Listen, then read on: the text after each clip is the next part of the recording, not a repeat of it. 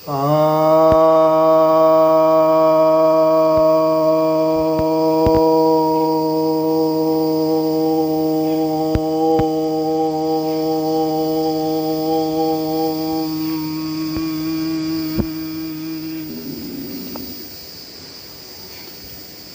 भक्तजनों को सप्रेम नमन। तो आज आपके समक्ष आपकी कुछ समस्याओं का समाधान लेकर आया हूँ।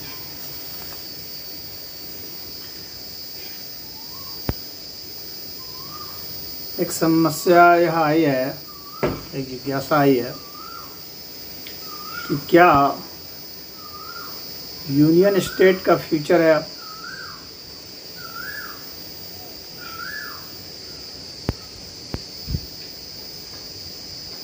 पहली बात देखिए, यह प्रकृति में स्पष्टता यह नियम दिखता है कि कमज़ोर एक ही तरीके से बचता है और वह है संगठन बनाकर। अकेला देश, अकेला व्यक्ति, अकेला समाज जो कमज़ोर है, छोटा है, वह नहीं बच सकता है। कमज़ोर और छोटों के लिए ही सारे कानून होते हैं, नियम होते हैं, ताकि उनकी सुरक्षा की जाए। सरकारें नियम कानून बनाती हैं ताकि सुरक्षा की जा सके। तो जो छोटे छोटे राष्ट्र हैं, उनकी सुरक्षा के लिए संयुक्त राष्ट्र संघ बना, वहाँ के नियम कानून बने। लेकिन संयुक्त राष्ट्र संघ के पास न कोई सेना है, न वैसी कोई शक्ति है, वह एक डिबेट क्लब हो गया है। तो वह सुरक्षा देने में समर्थ नहीं है छोटे छोटे राज्यों को, छोटे छोटे देशों को। तो अब वे देश बेचारे क्या करेंगे? या तो किसी बड़े देश के साथ जुट जाएंगे, या आपस में ही मिल करके कोई एक बड़ा सा यूनियन ऑफ स्टेट्स बना लेंगे, तभी वे मुकाबला कर सकते हैं। अन्यथा जिस तरह से चीन की नीति है कि आगे बढ़ते बढ़ते हड़प लेना या थोड़ा सा कर्जा दे देना, फिर उसके बदले में कर्जा नहीं चुका पाने के बदले में जो है ज़मीन ले लेना, फिर धीरे धीरे वहाँ उसको हड़प लेना,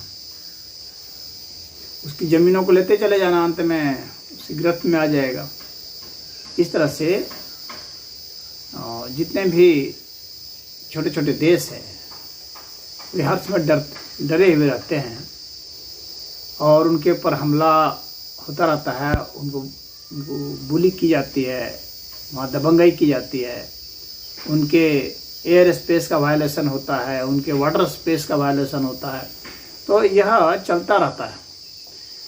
तो अभी जैसे रूस यूक्रेन का युद्ध हो रहा है, तो जो छोटा देश है, हालांकि यूक्रेन बड़ा देश है, बहुत बड़ा नहीं, लेकिन रूस के मुकाबले तो खैर बहुत ही छोटा है। तो अब यूक्रेन के पास एक ही उपाय था कि वो अमेरिका के लॉबी में, नाटो के लॉबी में चला जाए।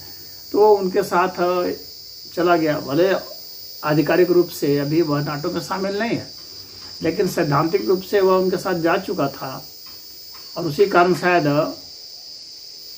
उसने हमला भी किया रूस ने उस पर। तो इस तरह से अब उसके पास जब सुरक्षा की समस्या आ गई तो वो एक ग्रुप में चला गया। अब भारत के संदर्भ में भी ऐसी ही बात है। भारत भी एक तरफ पाकिस्तान से, एक तरफ चीन से और अन्य से घिरा हुआ है। एक तरफ अमेरिका उसे परेशान कर रहा है, एक तरफ रूस परेशान कर रहा है, सब खींचतान कर रहे हैं। भारत अपनी तरफ से बैलेंस बनाने की कोशिश कर रहा है और सोच रहा है अपनी स्वतंत्रता बचाए रखे और किसी यूनियन ऑफ स्टेट्स में शामिल नहीं हो। लेकिन हो सकता है भारत मजबूर हो जाए किसी यूनियन ऑफ स्टेट्स में शामिल होने में, या भारत जो है स्वयं ही यूनियन ऑफ स्टेट्स बना ले, कई छोटे छोटे देशों को मिला करके एक यूनियन ऑफ स्टेट्स बना ले, जिसमें भारत ही महत्वपूर्ण भूमिका निभाए। ये हो सकता है। भारत संयुक्त राष्ट्र संघ का एक विकल्प भी, एक लीग भी बना सकता है, जिसमें बाकी सब छोटे छोटे देश शामिल हो जाए और साझा जो है इनका एक मिलिट्री कार्यक्रम हो। साझा अपनी सुरक्षा के लिए या तो एक नई मिलिट्री बनाई जाए या सब लोग अपने अपने मिलिट्री का एक सहयोग करें जिससे कि वे अपनी सुरक्षा कर सकते हो, और जैसे एक पर हमला सभी पर हमला माना जाए, वहाँ पर कंपलसरी हो, वैकल्पिक नहीं हो कि मदद किए या नहीं भी किए या थोड़ा मदद कर दिए, क्योंकि फिर आपको बनाने का, यूनियन ऑफ स्टेट्स बनाने का कोई मतलब नहीं रह जाता है जब आप वैकल्पिक व्यवस्था उसमें रखते हैं। तो वहाँ पर तो आपको मैंडेटरी व्यवस्था रखनी पड़ेगी, अनिवार्य व्यवस्था रखनी पड़ेगी, तो यूनियन ऑफ स्टेट्स सफल हो सकता है। वैसे अभी जो रूस को झेलना पड़ रहा है नाटो के हमलों को, भले आधिकारिक रूप से नाटो ने घोषणा नहीं की हो, लेकिन ये सभी लोग जान रहे हैं कि नाटो, अमेरिका, यूक्रेन सब लड़ रहे हैं रूस के खिलाफ। तो रूस ने भी ऐसे ही यूनियन बनाने की पहल करने शुरू कर दी है, और जो बेलारूस के जो प्रेसिडेंट हैं तो उन्होंने खुलेआम घोषणा भी कर दी है, जो लुकाशेंको हैं, कि जो भी हम लोग के इसमें शामिल होगा उन सबको परमाणु सुरक्षा दी जाएगी, परमाणु हथियार दिए जाएंगे। तो इस तरह से बहुत सारे देश उसमें प्रवेश करना चाह रहे होंगे। तो आने वाले समय में जब बहुत थ्रेट बढ़ जाएगा तो जाहिर सी बात है कि कोई ना कोई ऐसा इन लोगों को मैकेनिज्म निकालना ही पड़ेगा, या तो यूनियन ऑफ स्टेट्स बना लें या पूरे विश्व की एक ऐसी संस्था हो। अब संयुक्त राष्ट्र संघ हो गया, वैसी संस्था की ज़रूरत नहीं है जिसमें सुरक्षा व्यवस्था की गारंटी ली ही नहीं जाती है। ऐसी संस्था, ऐसे संघ की ज़रूरत है विश्व में जो कि सभी देशों की सुरक्षा की गारंटी दे और उसका न्याय संगत निपटारा हो। उसके लिए विश्व एक न्यायालय हो जहाँ पर विवादों का हल हो, न्याय संगत हल हो। यह नहीं कि कोई देश मान रहा है, कोई उस देश को नहीं मान रहा है। हालांकि विश्व न्यायालय तो अभी भी है, लेकिन कई उसमें मेंबर हैं, कई नहीं हैं, और कोई विवाद को उसमें ले जाता है तो कोई दूसरा है जिसके खिलाफ ले गया वो उसमें जाता ही नहीं है, या चला भी गया तो नहीं मानता, उसके विरुद्ध में हो गया तो इस तरह से मनमाना, तो फिर ये तो कोई न्याय नहीं हो रहा। हर समय न्याय के साथ जो है सख्ती होनी चाहिए ताकि जो नहीं माने उसको दंडित किया जा सके। तो ऐसी व्यवस्था अभी हो नहीं पाई है। अब बहुत आर्थिक आधार पर भी बहुत जगह भेदभाव होते हैं, उसके लिए भी कोई इस तरह की व्यवस्था नहीं है जहाँ की यह माना जाए कि ये न्याय संगत जो है ट्रेड सिस्टम है। अब रूस का जो है पैसा, डॉलर जो था वो सीज कर दिया, जो रिजर्व था अमेरिका ने। तो ये तो मनमाना है, कहीं पर कोई सीज कर दे रहा है, कहीं किसी के जहाज़ को कोई रोक दे रहा है, कोई ट्रेड नहीं करने दे रहा है, कोई गैस नहीं लेने दे रहा है, कोई उसको उड़ा दे रहा है। यानी हम लोग की ये जो दुनिया है ये बिल्कुल अराजक की स्थिति में पहुंच गई है।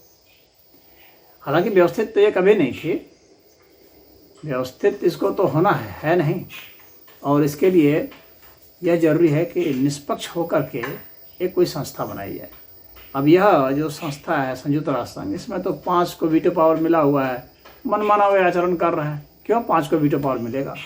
या तो सबको वीटो पावर दो या किसी को भी नहीं दो, बहुमत से फैसला हो वहाँ पर। तो उस तरह की व्यवस्था ही नहीं की गई है, मनमानी व्यवस्था है, और किसी के वर्चस्व के लिए वहाँ पर वो संघ बना दिया गया। तो ऐसे संघ का बहुत भविष्य नहीं है, और इससे बहुत किसी भी देश को मुझे नहीं लगता है कि आशा होगी। उसमें कुछ जो देश हैं जिनका उसमें वर्चस्व है, वे सोचते हैं कि इसी तरह से चलता रहे। जो शोषण करता है वो सदैव यही चाहता है कि शोषण उसका दीर्घ हो, अधिक से अधिक समय तक हो, और हो सके तो अस्थायी हो। लेकिन जिनका शोषण हो रहा है, जिनको न्याय नहीं मिल रहा है, जिनको सुरक्षा की समस्या है, उन्हें तो एक विकल्प तलाशना ही होगा। एक संस्था खड़ी ही करनी पड़ेगी, यूनियन ऑफ स्टेट्स खड़ा करना पड़ेगा। वो यूनियन ऑफ स्टेट्स या तो थोड़े थोड़े कुछ देशों का हो सकता है, या फिर पूरे विश्व स्तर पर हो सकता है। तो अब किस तरह से उन्हें बनाना है, कोई लीग बनाना है, कोई संघ बनाना है, या लोकल लेवल पर जो है 10-20 देश मिल करके अपना अपना एक बना लें, कैसे भी हो सुरक्षा की व्यवस्था तो अब करनी ही होगी, और ऐसी करनी होगी जो अस्थायी हो, जिसमें टकराहट ना हो। क्योंकि अगर अलग अलग संघ भी बना लेते हैं सब लोग, जैसे चीन अलग संघ बना ले, रूस अलग बना ले, अमेरिका अलग बना ले, यूरोप अलग बना ले, अफ्रीका अलग बना ले, तो फिर इनमें टकराहट भी होगी ही आने वाले समय में।